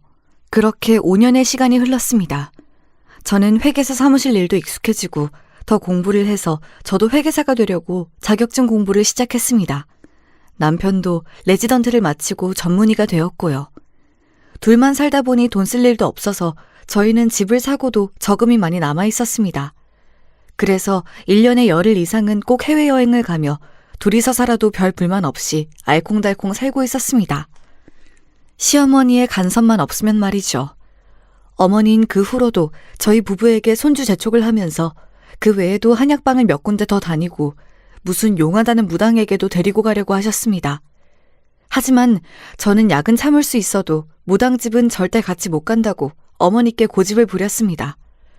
저는 모태신앙을 가진 교인이었고 친정 부모님도 독실한 기독교 신자셨거든요. 시어머니는 기독교 집안의 사람들도 그 무당에게 점을 보러 잘 다닌다고 하시면서 저를 설득해보려고 많이 회유하셨지만 저는 그 문제만큼은 양보할 수 없었습니다. 아니, 이 집 무당이 정말 용하다니까. 언제 악에 들어서는지도 잘 맞추고. 그러니까 한 번만 가자. 내가 너 잘 되라고 그러지 시어머니 좋으라고 그러니? 어머니, 죄송한데요. 저 그런 데는 못 가요. 제가 기독교 신자여서 그러니 그 부분은 이해 좀 해주세요. 부탁드릴게요. 5년이나 지났으면 지쳐서 포기하실 법도 한데 어머닌 끈질기게도 기회만 되면 무슨 용한 한의원이 있다면서 진맥을 받으러 가자고 저를 억지로 끌고 다니셨습니다. 그때마다 저는 어머니께 한약을 받아 싱크대에 버렸습니다. 전혀 먹고 싶은 마음도 안 들었고 아기를 갖고 싶은 생각도 없었으니까요. 남편은 대학병원에서 의사로 재직하면서 여전히 한 달에 반 정도는 집에 안 들어오는 생활을 했습니다. 저는 시간이 많이 남는데 남편은 전문의가 되었어도 바쁜 것에 변함이 없으니 저희 부부의 예전에 돈독했던 사이에 조금씩 균열이 가기 시작했습니다. 지방에 있는 대학병원에 협진을 간다면서 가기도 하고 학회가 지방에서 몇 날 며칠을 한다면서 집에 들어오지 않는 시간이 많아짐에 따라 저는 남편이 없는 생활에 점차도 익숙해져 갔고 우리는 같은 집만 공유하는 사이처럼 되어갔습니다. 저는 깨닫지 못했지만 남편은 꽤 오래 전부터 바람을 피우고 있었던 것이었습니다. 대학병원 의사가 지방 출장이라니 조금 이상하다는 생각은 가지고 있었지만 저는 그쪽 분야를 잘 모르니까 남편에게 대놓고 물어보지도 못했습니다. 남편의 부재는 처음엔 1박 2일이었다가 이제는 일주일이 되고 심하면 보름씩 집에 안 들어오는 날도 많아졌습니다. 저는 남편이 이렇게 잦은 외박과 출장을 다닐 때마다 부쩍 외로움을 느끼게 되었습니다. 다른 건 다 참을만 했지만 집안에서의 남편의 부재는 저를 지치게 만들었습니다. 그래서 남편이 집에 안 들어올 때마다 저는 신경이 날카로워져서 화난 상태로 전화를 했었던 것입니다. 당신 또 늦어? 오늘은 또 무슨 일 때문에 그래? 미안하지만 먼저 자. 나 오늘 못 들어가. 병원이 비상이야. 수술이 몇 건 더 있어서. 정말 수술 때문에 늦는 거야? 혹시 딴짓하는 거 아니지? 바빠 죽겠는데 당신까지 그럴 거야? 그런 이상한 소리 할 거면 끊을게. 잘 자. 제가 이런 의심스러운 투로 말을 꺼내자마자 남편이 버럭 화를 내는 것이었습니다. 예전부터 제가 남편의 행적을 의심하는 듯한 말을 하면 과하다 싶을 정도로 화를 내거나 못 들은 척하고 말을 다른 식으로 돌리기를 반복해왔습니다. 저는 남편이 화를 내면서 전화를 끊어버릴 때마다 서러움에 눈물이 났습니다. 남들이 들으면 호강에 겨운 소리라고 할지도 모르겠지만 돈이 아무리 많으면 뭘 하나요? 가정을 지키는 든든한 남편이 없는 저는 왜인지 과부 같은 느낌이 들었습니다. 그러던 어느 날 시어머니가 갑자기 저희 집으로 오시겠다고 전화를 하셨습니다. 저는 어머니가 오시는 것만큼은 싫었지만 아무렇지 않은 척 전화를 받았습니다. 예, 새아가. 어머니가 김치 맛있게 담갔는데 너무 잘 되어서 너희한테 좀 갖다 주려고 그래. 오늘 저녁에 집에 있을 거지? 어머니, 일부러 안 오셔도 되는데 제가 가지러 가도 되잖아요. 그리고 저번에 주신 것도 있어요. 굳이 오늘 안 오셔도 될 것 같아요. 너는 시어머니가 집에 오는 게 싫으니? 매번 좋게 전화를 받는 적이 없어. 내 아들은 새로 담은 김치 잘 먹으니까 갖다 줘야겠으니 오늘 퇴근하면 집에 바로 와. 알겠니? 꼭 시어머니가 화내는 걸 봐야 속이 시원하니? 죄송해요. 오늘 또 그 사람 안 들어온다고 해서 제가 좀 예민했어요. 네 남편이 의사라 바빠서 못 들어오는 걸 어떡하니? 병원 일이라는 게 그래. 밤낮도 없고 언제든지 무슨 일 생기면 못 들어오는 거야. 그러니 네가 그건 이해를 해라. 네, 알겠습니다. 전화 끊겠습니다. 시어머니의 전화를 끊고 저는 우울해졌습니다. 어머니만 생각하면 가슴 한쪽이 답답해져 왔습니다. 전생에 무슨 악연인지 항상 어머니는 저를 괴롭히는 것을 즐기시는 것 같았습니다. 잊을만 하면 결혼한 지 7년이 지난 아직도 손주 타령하시면서 애 못 낳는 저한테 책임이 있다고 말씀하시고 저 때문에 남편이 집에 자주 안 들어오는 것처럼 말씀하셨습니다. 그런 말을 계속 듣다 보면 저도 혹시 나 때문인가 하는 생각이 들게 되잖아요. 그래서 저는 어머니와 대화하는 게 싫었던 것 같아요. 어머닌 그렇게 저를 조금씩 가스라이팅하고 계셨던 것 같습니다. 저녁에 집에 오신 시어머니는 저에게 밥을 먹고 가겠다고 말씀을 하셨습니다. 저는 체할까봐 어머니와 같이 무엇도 먹고 싶지 않았지만 부랴부랴 있는 반찬으로 저녁을 차렸습니다. 시어머니가 가져오신 새로 담은 김치도 문제의 그 저녁상에 올라갔습니다. 예, 밥 먹자. 얼른 이 김치 좀 먹어봐. 어머니가 맛있게 했으니까. 네네, 드세요 어머니. 제가 알아서 먹을게요. 아니, 이거 얼른 네가 먹어야 되는데. 그래야 네 입맛에도 맞는지 어떤지 알지. 알았어요, 먹어볼게요. 그러니까 어머니 먼저 얼른 드세요. 어머니의 강권에 못 이겨 저는 김치를 입에 넣었습니다. 그런데 김치를 먹자마자 입안이 부어오르고 온몸이 간질거리는 것이었습니다. 저는 깜짝 놀라서 어머니께 간청을 했습니다. 어머니, 이 김치에 뭐 들어갔어요? 혹시 새우젓 넣으셨어요? 저 새우 알러지 있어요. 어서 응급차 좀 불러주세요. 이상하네. 새우젓 안 넣었는데. 혹시 너 어머니한테 거짓말 하는 거 아니니? 어머니는 뻔뻔하게도 식탁에서 떨고 있는 저를 가만히 내려다보면서 거짓말을 하시는 것이었습니다. 음식에 조금만 들어있어도 새우 알러지는 금방 몸에 나타나고 목숨을 잃을 위험까지 있어서 저한테는 새우는 절대 먹으면 안 되는 음식이었기에 어머니가 아무런 조치를 취하지 않자 마지막 힘을 다해서 휴대폰 긴급전화 기능으로 119를 불러놓고 나서 저는 정신을 잃었습니다. 저는 병원 응급실에서 정신을 가까스로 차렸습니다. 깨어나 보니 저의 친정 엄마가 제 손을 꼭 잡고 기도를 하고 계셨습니다. 제가 눈을 뜨자 어머니는 울먹이면서 저한테 물었습니다. 진이야, 어찌된 일이니? 네가 새우를 먹다니 이게 무슨 일이니? 너 시어머니에게 미움받고 살았던 거니? 네 시어머니가 가져온 김치에 글쎄 새우가루 성분이 검출되었단다. 아무리 그래도 그렇지 새우 먹으면 죽을 수도 있는 너한테 이런 짓을 하다니. 그 여자 살인미수로 고발해버려야 하는 거 아니니? 내 이 나쁜 년에게 콩밥을 꼭 먹이고 말 거야. 친정엄마는 눈물을 흘리면서 자초지종을 말씀해 주셨습니다. 시어머니가 가지고 온 김치에는 새우가루가 들어있었고 그걸 숨기기 위해서 간을 세게 해서 제가 맛을 모르도록 했던 거였습니다. 사정을 알게 되자 저는 온몸에 소름이 쭉 끼쳤습니다. 시어머니가 아무리 제가 미웠다 하더라도 이런 식으로 저를 죽이려고 할 줄은 상상도 못했었거든요. 그런데 도대체 무슨 이유로 시어머니는 저에게 새우가루를 먹이려고 했을까요? 아무리 생각해도 이유를 알 수가 없었습니다. 아버지도 제가 깨어났다는 소식을 듣고 제 병실로 찾아오셨습니다. 그런데 제가 이런 일을 당하고 있을 때에도 남편이란 사람은 나타나지도 않았습니다. 결혼 전에는 그가 목숨을 구해주어서 믿음직한 그의 모습에 반했었는데 결혼한 지 8년이 되자 이 사람은 내가 무슨 일을 당하든 관심도 없구나 하고 생각이 들자 저는 병상에 누워 서러움의 눈물을 흘렸습니다. 저의 부모님은 제가 눈물을 흘리자 어쩔 줄을 몰라 저를 위로하시기 시작했습니다. 진이야, 너 친정에 와서 몸과 마음을 좀 쉬다가 들어가는 게 어떻겠냐? 이참에 엄마가 해준 밥도 좀 먹고 이런 일이 있어 음식 조심도 해야 하니 양서방도 네가 친정 갔다고 뭐라고 못할 거 아니냐.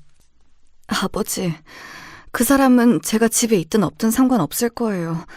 이미 오래전부터 저에게 그 사람은 같이 집을 쓰는 사람일 뿐이니까요. 좋아요. 저도 퇴원하면 친정으로 가고 싶었어요. 그래. 그리고 네 시어머니가 한 짓도 좀 더 캐내야겠다. 그래서 내가 그 여자 꼭 고소하고 말 거니까.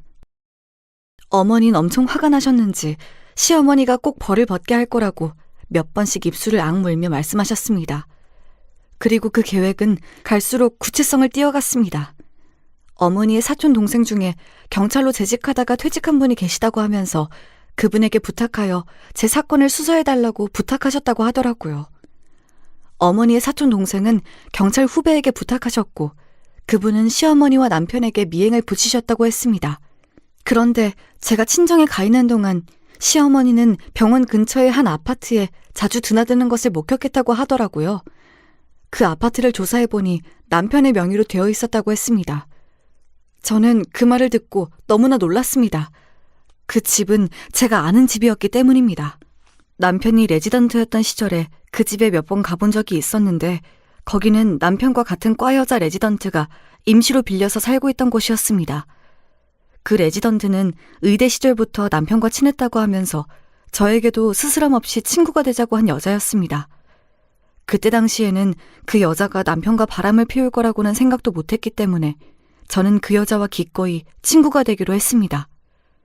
저보다 3살 위인 남편과 같은 나이였기 때문에 저는 그 여자를 언니라고 부르며 신혼 초에는 잘 따르고 남편과 같이 만나 술을 마시고 놀던 사이였습니다. 그러다가 남편과 그 여자가 바빠져서 저와는 자연스럽게 사이가 멀어지게 되었고 두 사람이 나누는 의학 용어들이 가득한 대화에 저는 전혀 끼지 못했었기 때문이기도 했습니다. 점점 그 여자가 불편해지기 시작했습니다. 사실 남편을 바라보는 그 여자의 눈에서 스치듯 지나는 욕망을 읽어낸 적도 있어서 저는 그 두 사람이 그런 사이라는 것을 어렴풋이 눈치챘을지도 모르지만 그것만큼은 믿고 싶지 않았던 것입니다. 나중에 알게 된 이야기지만 예전에 제가 보냈던 카톡 역시 그 여자가 남편 몰래 남편의 핸드폰을 보고 지워버렸다고 하더라고요. 그렇게 미행을 붙인 경찰들이 가져다 준 결과들은 남편과 이혼 소송을 내기에 충분한 사건이었습니다. 그리고 그 여자에게도 상간녀 위자료 소송을 걸었습니다.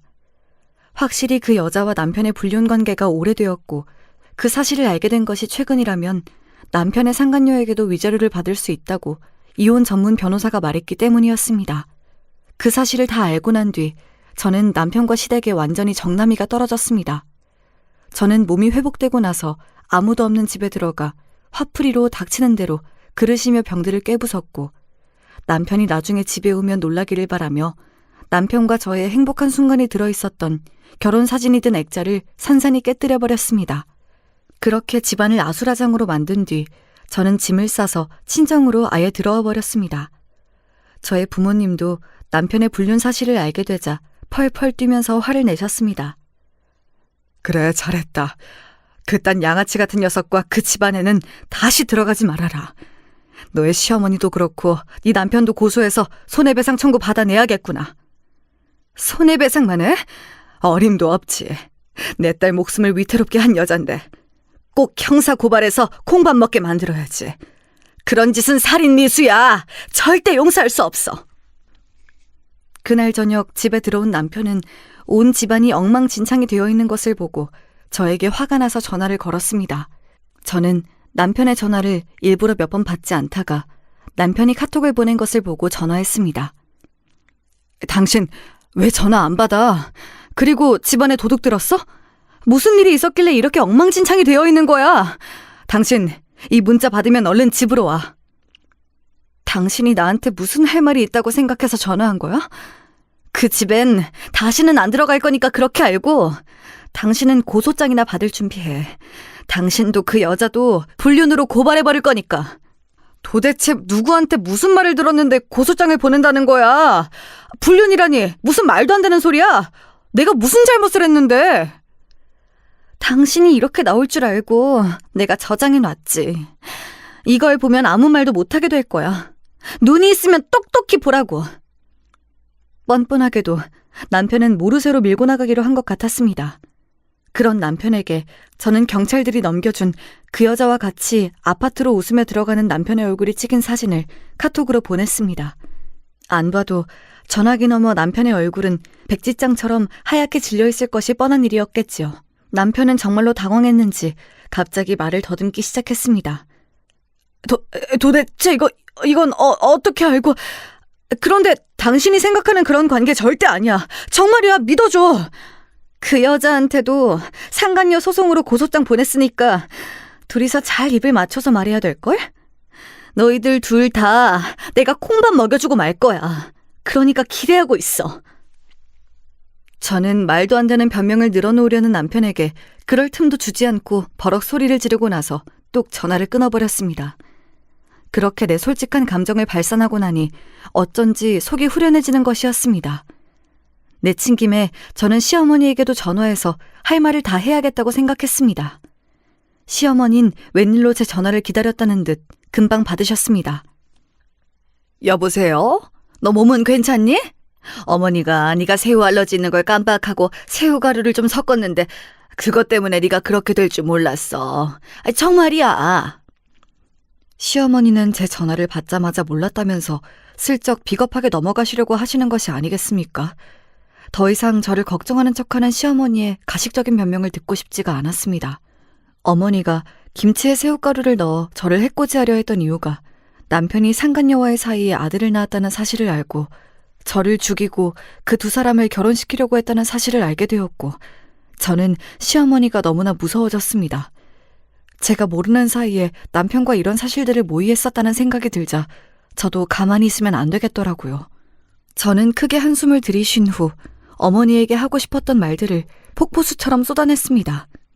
어머니가 처음부터 저를 마음에 안 들어 하신다는 것 잘 알고 있었고요. 저도 어머니가 별로 마음에 안 들었어요. 그리고 저 어머니 고소할 거예요. 제 목숨을 위험하게 만든 것에 대해선 실수였든 의도가 있었든지 결과는 같으니까요.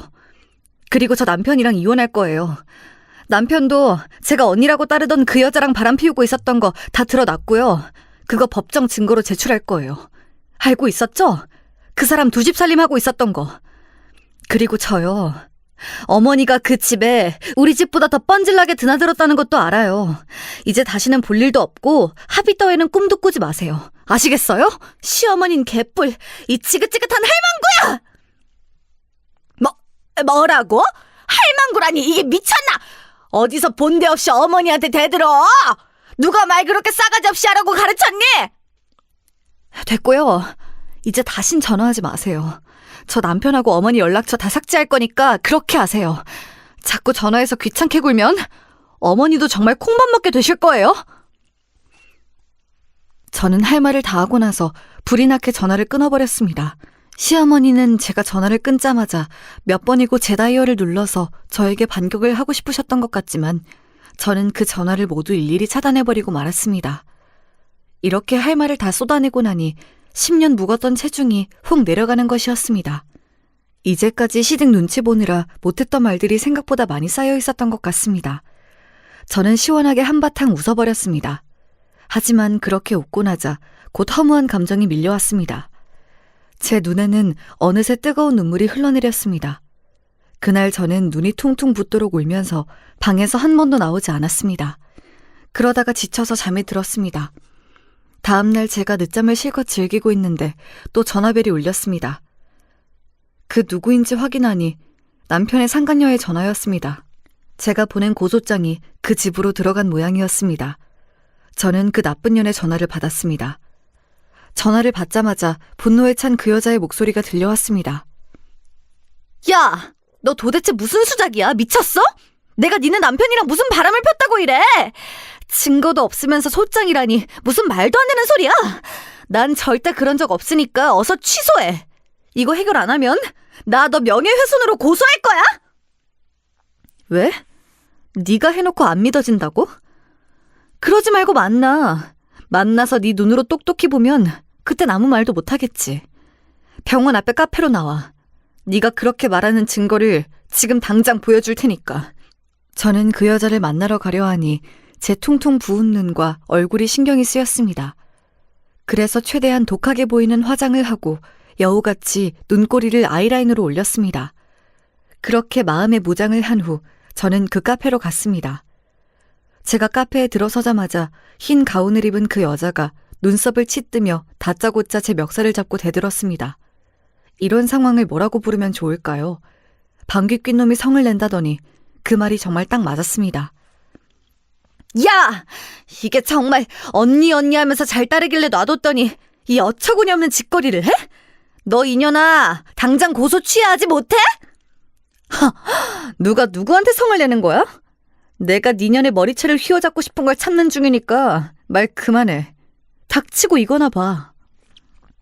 저는 눈을 잔뜩 부라리고 저에게 달려드는 그 여자를 뿌리치고 인쇄된 사진들을 내밀었습니다. 남편과 그 여자가 같이 호텔에 들어가는 모습, 그리고 남편의 명의로 된 집에 같이 장바구니를 들고 가는 모습들이 선명하게 찍힌 사진들을 보자 그 여자는 놀라서 눈을 휘둥그레 떴습니다. 그 여자는 경악한 얼굴로 자기 죄가 드러나자 쉽게 말을 잇지 못했습니다. 그러면서도 저를 노려보는 그 눈에 힘은 안 풀리더라고요. 여러분, 이 여자 참으로 뻔뻔한 여자 아닌가요? 이런 여자를 한때마나 믿고 따랐다니 저는 그 사실만으로도 분해서 이가 갈리고 치가 떨렸습니다. 이걸 언제, 어떻게, 너 누구한테 부탁해서 불법 미행이라도 했어? 이 멍청한 게! 이런 사진들 따위가 법정에서 증거가 될 거라고 생각해? 어림도 없지! 이것들 전부 현직 경찰분들이 나한테 파일로 넘겨준 훌륭한 증거야. 이 바보 같은 년아. 이제 알겠니? 너도 내 남편도 이젠 끝이야. 둘 다 파멸의 길을 한번 걸어봐. 남의 눈에 눈물 내놓고 네 년놈들은 잘 살 수 있을 것 같아? 어림도 없지. 너희 둘 다 이제 죽었다고 생각해야 할걸? 저는 그 말을 끝으로 그 상간녀의 얼굴에 시원하게 얼음이 든 아이스 커피를 끼얹어 줬습니다.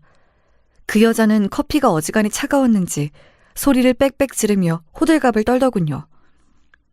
야, 이 미친년아! 너 이리 와! 아, 분해! 여기 좀 봐요. 저 년이 저한테 커피 뿌렸어요. 누구든 경찰에 신고 좀 해주세요! 누가 누구를 신고한다고 지랄이야. 여러분, 저 여자 제 남편이랑 붙어먹은 환양년이에요. 꼭 신고해야겠다면 저 여자 좀 신고해주세요. 제가 그 여자에게 소리를 치자 카페에 있던 손님들은 일제히 그 여자의 사진을 찍거나 동영상을 찍어 각자 이 소식을 아는 사람들에게 퍼나르기 바빴습니다. 내일이 되면 각종 SNS에 불륜녀로 낙인이 찍히게 되겠지요. 서울대학교 병원에서도 쫓겨났으면 좋겠다는 바람이네요. 저는 카페를 나와 택시를 타고 곧장 집으로 갔습니다. 집에 오니 오늘 하루 동안 내내 참았던 눈물이 흘러내렸습니다. 저를 그렇게 긴 세월 동안 속이고 두 집 살림을 한 남편에게 괘씸한 마음이 들었고 그 사실을 왜 빨리 눈치채지 못했을까 제 자신의 한심함에 화가 났습니다. 이제는 그 집안에서 어떻게 나오든지 간에 제 이혼하겠다는 결심은 흔들림이 없었습니다. 저는 현재 남편과의 이혼 소송을 하고 있습니다. 그리고 그 얄미운 남편의 상간녀에게는 위자료 청구 소송을 했고요. 불륜의 기간이 길면 최대 1억까지 위자료를 청구할 수 있다고 제 이혼 변호사가 말하더라고요. 그 말을 듣고 저는 망설임 없이 최고 금액으로 해달라고 말했습니다. 저를 8년간 속이고 뻔뻔하게 그 두 사람은 부정의 증거까지 만들어 놓았던 모양이에요. 아직 호적에 올리지 않은 2살짜리 아들이 있다고 하더라고요. 그런 어이없는 사실까지 알게 되자 저는 남편에 대한 미련이 조금도 남지 않게 되었습니다. 생각해보세요. 어느 정신 나간 여자가 불륜까지 해서 애를 낳은 남자를 용서하고 다시 살림을 살 수가 있겠습니까? 또한 그와 별개로 제 친정어머니는 시어머니를 형사고발했습니다. 새우 알러지가 있는 사람에게 몰래 새우를 먹였다는 죄목으로 시어머니는 벌금 1,000만 원을 선고받았습니다. 제 시어머니가 그런 솜방망이 같은 법원 판결에 만족하실 리가 없었지만 저는 더 이상 그 집안 사람들과 엮이지 말자고 친정엄마를 설득해 그 정도로 끝내자고 했습니다. 남편은 저와의 이혼 소송이 걸리자 병원 내에 소문이 나서 더 이상 서울대병원에서 일을 할 수 없게 되어 자진해서 사직서를 냈다고 합니다. 그리고 그 여자와는 결혼은 안 하고 사실혼 관계로 둘이 살고 있고요. 시아버지 역시 병원장에서 은퇴를 하시고 개인 병원을 차렸다고 하시더군요. 명망 있는 교수 자리는 이제 물 건너갔고 불륜 행각으로 불명예 퇴직을 하게 된 남편의 상간녀 역시 서울 외곽의 다른 병원으로 자리를 옮겼다고 하더라고요. 불륜 커플의 최후에 알맞은 결말이지요. 다른 사람은 몰라도 남편의 상간녀만은 제가 원하는 대로 망하게 되어서 제 속이 다 시원하더라고요. 시어머니와 남편과의 소송이 한창 진행되고 있던 어느 날 저의 친정집으로 갑자기 시아버지가 불쑥 찾아오셨습니다. 아버님은 이 모든 사실을 전혀 모르고 계셨기 때문에 저는 아버님께는 아무 악감정이 없다고 말씀드렸습니다. 그러나 시아버지는 제 손을 잡고 미안한 마음을 내비치셨습니다. 평소에 그렇게 위험 있던 모습을 보이던 시아버지는 이제 제게 작고 초라한 노인의 모습으로밖에는 보이지 않았습니다. 인간적으로는 참 불쌍한 모습이었습니다.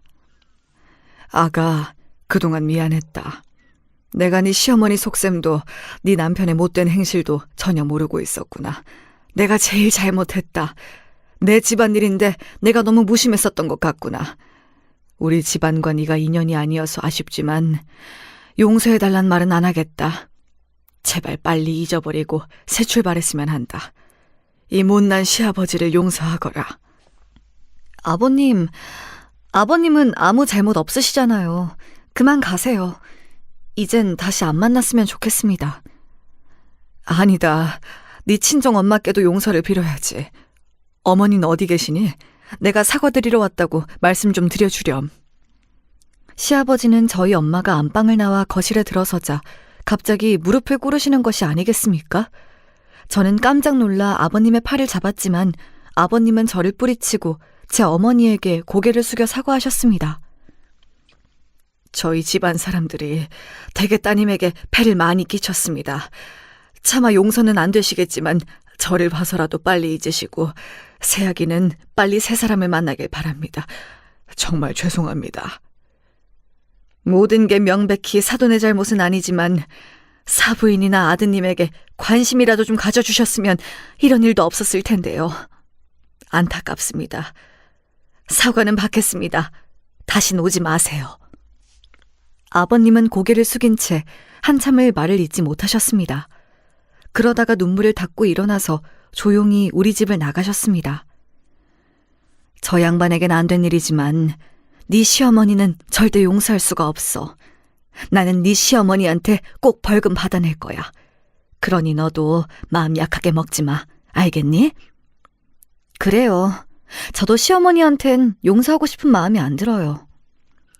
이혼 소송이 다 마무리되고 나면 저는 유럽으로 한 달간 길게 여행을 다녀오려고 합니다. 시댁의 눈치도 안 보고 어머니의 지긋지긋한 손주 타령에서도 벗어난 지금 저는 너무너무 홀가분하고 행복합니다. 남편의 외도가 아니었더라도 저희 부부는 어차피 사랑이시고 결국 이혼을 하게 될 수순이었던 것 같습니다. 여러분, 여자는 자기를 더 좋아해주는 남자를 만나야 행복한 것 같습니다. 저는 그 사실을 이제야 깨닫게 되었습니다. 제게 만약 다음 인연이 있다면 제 소원은 저를 2배 이상 좋아해주는 남자를 만나는 것입니다. 물론 저도 그 사람을 당연히 사랑하겠지만 말이죠. 하지만 당분간은 남자도 만나고 싶지 않고 그냥 혼자가 된 나를 오롯이 돌아보는 여행을 하고 싶습니다. 여러분, 제 이야기 어떠셨나요? 오늘 제가 해드린 이야기를 잘 참고하셔서 앞으로 여러분도 이성을 만날 때 온전히 자기 자신만 사랑해주는 사람을 만나세요. 그리고 가족이라고 다 마음 놓고 믿으시면 안 됩니다. 자기 몸은 자기가 지켜야죠. 저는 이번 사건을 겪으면서 더욱더 식생활을 조심해야겠다고 생각했고 정기적으로 병원 검진도 받으려고 합니다. 앞으로는 사람을 만날 때도 신중을 기할 것이고 제 알러지 체질도 다 인정해주고 같이 신경 써주는 남자를 만났으면 좋겠습니다. 저의 이야기는 여기까지입니다. 여러분, 항상 건강하시고 행복하시길 바랍니다. 그럼 안녕.